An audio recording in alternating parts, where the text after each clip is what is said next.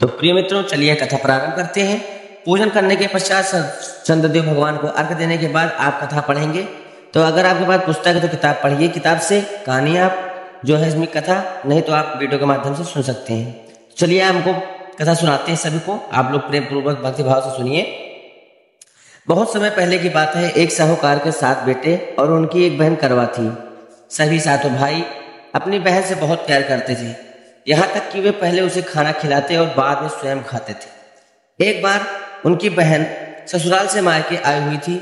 शाम को भाई जब अपना व्यापार व्यवसाय बंद कर घर आए तो देखा उनकी बहन बहुत व्याकुल थी। सभी भाई खाना खाने बैठे और अपनी बहन से भी खाना खाने का आग्रह किया, लेकिन बहन ने बताया कि उसका आज करवा चौथ का निर्जल व्रत है और वह खाना सिर्फ चंद्रमा को देखकर उसे अर्घ देकर ही खा सकती है। क्योंकि चंद्रमा अभी तक नहीं निकला है, इसलिए वह भूख प्यास से व्याकुल हो उठी और सबसे छोटे भाई को अपनी बहन की हालत देखी नहीं जाती और वह दूर पीपल के पेड़ पर एक दीपक जलाकर चलने की ओट में रख देता है और दूर से देखने पर वह ऐसा प्रतीत होता है कि जैसे चतुर्थी का चांद उदित हो रहा हो। इसके बाद भाई अपनी बहन को बताता कि वह चांद निकल आया है, तुम उसे अर्घ देने के बाद भोजन कर सकती हो।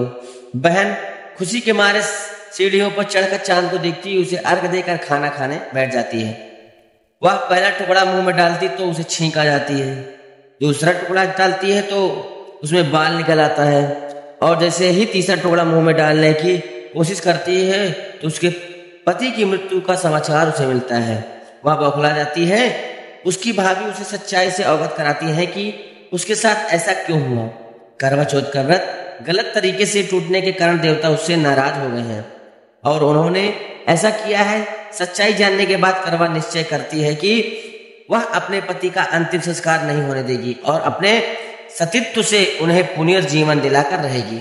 वह पूरे 1 साल तक अपने पति के शव के पास बैठी रहती है, उसकी देखभाल करती है। उसके ऊपर उगने वाली सुईनुमा घास को वह एकत्रित करती जाती है।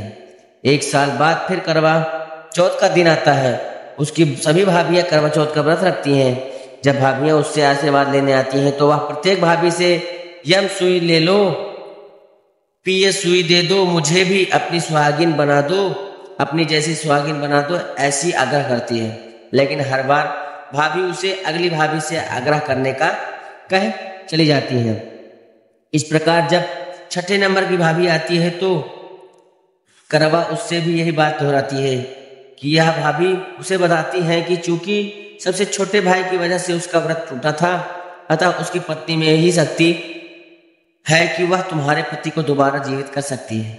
इसलिए जब वह आए तो तुम उसे पकड़ लेना और जब तक वह तुम्हारे पति को जिंदा न कर दे उसे नहीं छोड़ना। ऐसा कह के वह चली जाती है। सबसे अंत में छोटी भाभी आती है। करवा उन्होंने भी सुहागिन बनने का आग्रह करती है, लेकिन वह टालम टोली करने लगती है, बात मतलब इधर उधर टालने लगती है। इसे देखकर करवा उन्हें जोर से पकड़ लेती है और अपने सुहाग को जिंदा करने के लिए कहती है। भाभी उसे छुड़ाने के लिए नोचती है, खसुटती है, लेकिन करवा नहीं छोड़ती है। अंत में उसकी तपस्या को देख भाभी पसीज जाती है और अपनी छोटी अंगुली को चीरकर उसमें से अमृत उसके पति के मुंह में डाल देती है। करवा का पति तुरंत श्री गणेश कहता हुआ उठ बैठता है। इस प्रकार प्रभु कृपा से उसकी छोटी भाभी के माध्यम से करवा को अपना सुहाग वापस मिल जाता है। हे श्री गणेश, माँ गौरी, जिस प्रकार करवा को चीर कर सुहागन का वरदान आपसे मिला है, वैसा ही सब सुहागिनों को मिले। तो प्रिय मित्रों, माता बहने, आप सभी को यह कथा अच्छी लगी हो तो चैनल को सब्सक्राइब कर दें और इसी प्रकार की जानकारी के लिए चैनल से जुड़े रहें। धन्यवाद। जय श्री कृष्णा। राधे राधे।